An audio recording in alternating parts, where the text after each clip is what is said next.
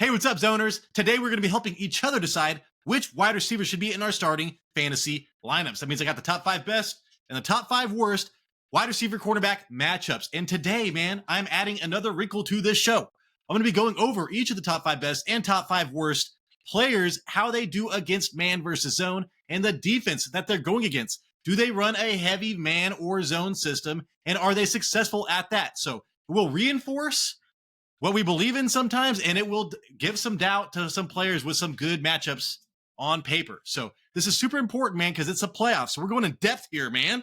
Okay? So at the end of the show, you should be able to read the charts and make up your mind on some man versus zone stats to give you the best chance of winning a championship, dude. I got all my notes typed out. I have a table to share with you. It's going to be crazy, man. Let me know if you like this show down in the comments, but you got to hold on for 7 seconds.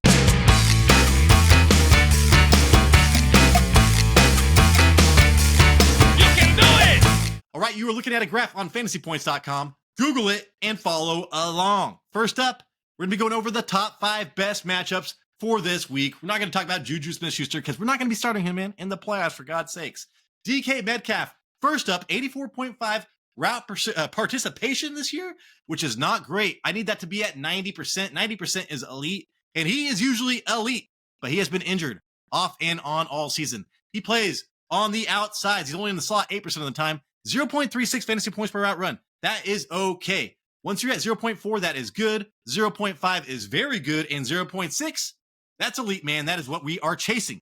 And he is going against a quarterback for my Vikings, man. The worst quarterback for my Vikings. This is a pass funnel defense. Again, we're going to be going over this at the end of the show. Pass funnel defenses. Our defenses, like my Vikings, they sell out to stop the run, man. They don't give a shit about the pass. So there should be more opportunities for wide receivers and quarterbacks versus those type of defenses, and that's what DK Metcalf gets, man. So worst quarterback for my Vikings. Holy shit, 0.40 fantasy points per route run. He's allowing so many points. So DK has a great matchup this week, and let's look at his man versus zone. Dude, DK, 26.9% target share versus man. That goes down to 20.4% versus zone. So we're looking for man here. 0.42 fantasy points per route run versus man. That goes down to 0.36 versus zone. So DK is a man killer. He's only okay versus zone. And guess what, man? The Vikings play this zone the third most in the NFL and rate top 10 in success. So they play a ton of zone and are good at doing it. So DK Metcalf, I know he has got a good matchup here, but I am holding on I think he's going to be a wide receiver 2 this week, maybe even a low-end wide receiver 2. Jameson Williams. Oh, God, man. I wish I would have drafted this fool. 80% route participation. He plays all over the field. That's what Jamar Chase does, man. We want 33% in each of these. We want him in the slot and on the outsides. That's what he's doing. Okay. 0.41. That is good. That is good. All right. 0.41 fantasy points per route run.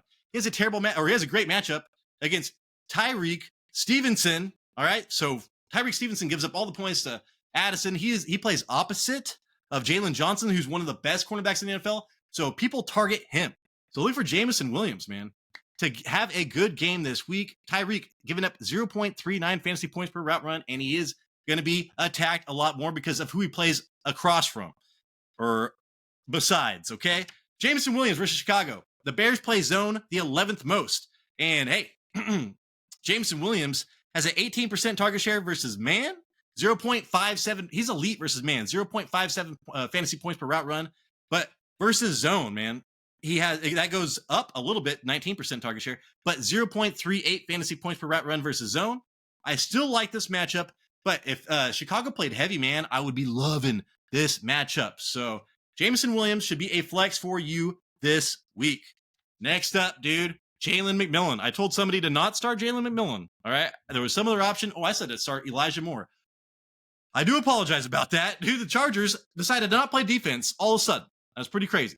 64.7% route percentage on the year, but I bet you that is up to 80 at least. He's filling in, dude. The Godwin role. Now that Evans is back, and Jalen McMillan had 8 targets, then was injured, and then came back and has back-to-back touchdown games or something like that. So now he gets Dallas, okay? And he gets Dallas's worst cornerback. Sign me up, dude. So Dallas's worst cornerback, 0.38 fantasy points per route run given up. And again, Jalen McMillan's only at 0.3, but I bet that it's been almost 0.5 over the last couple of weeks. So Jalen McMillan, I'm looking at a wide receiver 2, maybe flex. I like the flex option a lot better, full PPR. But let's see, Jalen McMillan, 14.9% target share versus man, and 0.31 fantasy points per run, fantasy points per route run versus man. And that goes down to 12% target share and 0.18 fantasy points per route run versus zone. So he plays a lot better versus man. And Dallas, man, they play man and zone at a league average rate and are not good at it. So this really does not apply, but I just want to point out that Jalen is a man beater, okay? And then, hey, next up, Wan'Dale Robinson. This is my streamer of the week, okay? 82% route participation, 81%, whatever. He is the slot wide receiver, 0.3 fantasy points per route run on that terrible team with the shitty quarterbacks playing from now on. At least what's his name had a good game, okay? Tommy DeVito had a decent game. Atlanta has not been able to stop anybody, and they are a pass funnel defense. They are pretty good at stopping the run. They cannot stop the pass, dude. For a while, they cannot stop the pass. And now he gets to go against, this is the second worst slot cornerback in the league, D. Alford. Plays everything in the slot, 0.37 fantasy points per route run. Holy shit. Wan'Dale Robinson gets an amazing cornerback matchup. Let's look at his how he is versus man versus zone. Okay, he is better versus man. So same target share. He's 21% target share versus man and zone, so that does not change. He's super involved regardless. I love that. But 0.34 fantasy points per route run versus man. That goes down to 0.26 versus zone. So he is better versus man. And then guess what, dude? Atlanta plays zone the second. Atlanta plays zone the second most in the NFL. So I would have preferred if that was man, but it does not matter. He still plays well versus zone. And are below average in success rate in it. So even though they play a ton of man, Atlanta sucks at it. I'm loving Wan'Dale Robinson this week. I think that he is my flex of the week. Go pick him up and start him if he's available. And then, hey, man, this guy's Dr. Jekyll, Mr. Hyde coming up. I tried to draft this guy in all my leagues. I missed out. And I probably dodged a bullet, but there's a chance this guy comes on hot. He caught like a 67-yard touchdown last week. Keon Coleman gets New England this week. And New England, this is what I was thinking Wan'Dale Robinson was, but I got it mixed up. New England plays the second most man, okay? And Keon Coleman has a 26% target share versus man, a 12% target share versus zone. This fool is Superman versus man and a nobody versus zone. He has 0.56 fantasy points per route run versus man. That is elite almost. 0.28 versus zone. That's half that, okay? So Keon Coleman, if you're ever going to start him, holy shit. Not only does he get an amazing matchup this week, so 66.4% route participation, 0.40 fantasy points per route run, and we know that's mostly from man, okay? Now he gets New England's worst cornerback, and New England hasn't been able to stop anybody. They are like Atlanta, holy shit. So Jonathan Jones, good luck here, 0.35 fantasy points per route run. Keon Coleman, all right? If I own Keon Coleman, he'd be in my flex this week. Josh Allen's on fire, and this fool gets a 26% target share from him versus man. Holy shit. All right, so those are the best matchups this week. All right, on to the worst matchups. I'm not going to talk about Jahan Dotson or Joshua Palmer, but I will talk about Quentin Johnson because I get a lot of questions about him. Should I start him? He keeps on catching touchdowns, man. As long as he's catching touchdowns, he's startable. Or he might not catch a ball whatsoever. So his floor sucks. His ceiling is like a wide receiver too.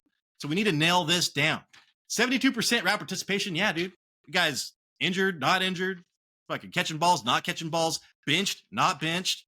But he does play on, he does play on the outside, okay? Only 10% in the slot. 0.41 fantasy points per route run. So he does not run a ton of routes. And when he does, he catches touchdowns every once in a while. So that boosts that.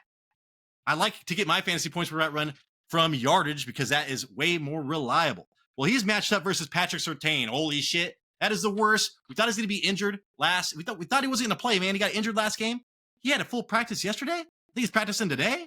So 0.12. That is terrible for Quentin Johnson. I don't want anything to do with this regardless, but let's look at Quentin Johnson, man versus zone. Let's see. So Quentin Johnson, man, 33% target share and only 0.13 fantasy points per route run versus man. This fool gets targeted like fucking Lad McConkey, all right, versus man. But he does nothing with it. 0.31 or 0.13 fantasy points per route run. Holy shit, dude. So Quentin Johnson's getting the opportunity, but doing nothing with it. And then 14.9% target share versus zone, but he's got 0.51, so he catches a touchdown versus zone. I don't want anything to do with Quentin Johnson. Denver plays man the 5th most in the NFL and ranks 30th at it. So this is a great matchup for Quentin Johnson, man. He should have a 30% target share this week. But everything tells me he gets Surtain and he doesn't do anything with his opportunities versus man regardless. So I could be wrong here, but I'm leaning against very against Quentin Johnson this week.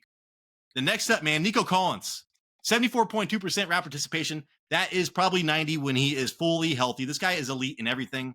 And they do spread him out a little bit. Again, I want 30, 30, 30, 33, 33, 33. But 45 and 22, 33. I like how they spread him around. He's at 0.71 fantasy points per route run. I talked about 0.6 being elite. This is better than Jamar Chase, but he has barely played. So extrapolate that over an entire season. That will probably go down to 0.6. And he gets Kansas City's best cornerback, man. This guy's been amazing all year. He's been at the top of the list for the best cornerbacks all season long. He does not go in the slot, so Nico has a little bit of a chance to get away from him at least.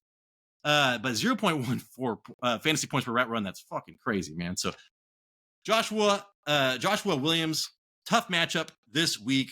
And hey, let's look at man versus zone for Nico Collins. Guess what, dude? It doesn't matter. This fool gets a 30% target share in each of those. And let's see, 0.52 versus man fantasy points per route run. This guy's at 0.66 fantasy points per route run versus zone. So not only is he a man killer, he's a zone killer. So I don't care. Nico Collins. And then let's see, Kansas City plays man the 8th most in the NFL and is below average in his success rate. So he should find some opportunities to succeed. His upside is taken away, but he's still a wide receiver 1 this week. Next up, man, I told you to start him last week, and everything went to Jalen Coker. So Adam Thielen has the worst, the toughest slot cornerback in the league to Arizona. I think that actually the Jets have the best slot cornerback in the league, but Arizona statistically does. So Garrett Williams plays in the slot 87% of the time, man. Only 0.17 fantasy points per route run given up. And Thielen plays in the slot most of the time as well, so he does have a little bit of a chance to get on the outside and make a play, but 0.4. So he's doing very good, man. Adam Thielen, PPR monster should be, but not this week. Okay, probably not. But let's look about man versus zone. I would expect Thielen, an older player, savvy, to be a zone killer. But let's look at this, man. He has a 20.3% target share. So same target share, man versus zone, and literally the same fantasy points per route run, 0.41 versus 0.45 man versus zone. So he is the same player. And Arizona plays zone 7th most in the NFL, and they're 31st at it. So Arizona plays a ton of zone and suck. They're terrible at it, okay? So Adam Thielen, his upside is capped, but I think that he is a low-end wide receiver 2, probably a flex for you this week in full PPR. He does have a tough matchup. Then next up, man, we're going down to, we don't care about Tim Patrick. This is playoffs, dog. Kevin Austin, who the fuck are you? Van Jefferson? Man, I need to win this week. Then Terry McLaurin's next up, 77.8% route participation. Don't pay too much attention to that. And he sticks to one side of the ball. Quinyon Mitchell, that's all he does, okay? He's on one side. He locks that shit down. But so Quinyon Mitchell's a rookie this year. Rookie defensive player of the year, maybe. 0.17 fantasy points per route run. This Terry McLaurin's been elite, dude. 0.57 fantasy points per route run as well. So he's going to be matched up versus Quentin Johnson like 80% of the time, man. So that is going to be tough. But we like Terry McLaurin because of the touchdowns, man. And with Noah Brown gone, I do not see how this does change. I think Zach Ertz got hurt last game as well. So holy shit, man. They have no other option but to go to scary Terry. So I don't see that changing. But real quick, Terry McLaurin, 23% target share and 0.54 fantasy points per route run versus man. And that's still at 20% and 0.51 fantasy points per route run versus zone. So he does well versus both. And Philadelphia plays man the 11th most. So he is better versus man. So I still like Terry McLaurin this week. It's just his upside, man, taken away by Quinyon Mitchell. So a lot of these guys are stars that you can start. It's just their upside is going to be taken away a little bit. Then lastly, man, the last person we're going to talk about, Darnell Mooney, 88%. He's been healthy all year. He's running a ton of routes, man, but Kirk Cousins can't fucking reach him. 0.41 fantasy points per route run. That is really good. And he's matched up against the Giants' best cornerback. The Giants, dude, have been playing pretty good defense as of late. 0.18 fantasy points per route run. I shouldn't say that because Lamar Jackson just threw for fucking like 5 touchdowns. I'm just saying, man. Before that, they were probably pretty good. But yeah, Darnell Mooney, tough matchup. I don't want to start him anyways because of Kirk Cousins. But let's look real fast about how he's doing. 22.5% target share versus man, and he is much better versus man with a 0.5 fantasy points per route run. That goes down to 19.6 target share and 0.30 fantasy points per route run versus zone. So we're hoping that the Giants play a lot of man, and they play man at an above average rate. So that is better for Mooney.